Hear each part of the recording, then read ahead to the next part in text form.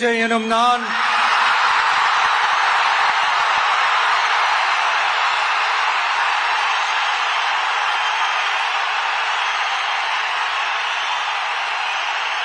சட்டப்படி அமைக்கப்பெற்ற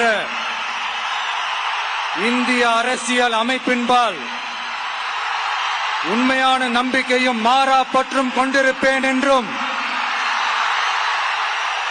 இந்திய நாட்டின் ஒப்பில்லாத முழு முதல் ஆட்சியையும் ஒருமையையும் நிலை நிறுத்துவேன் என்றும்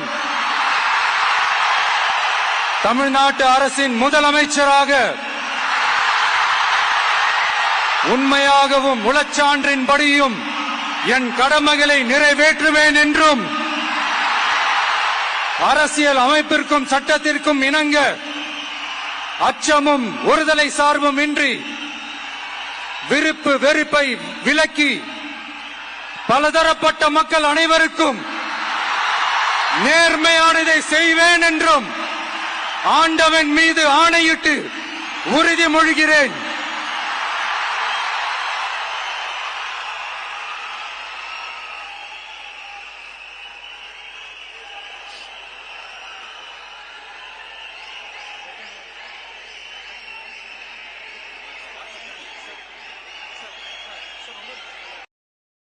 Download ShareChat.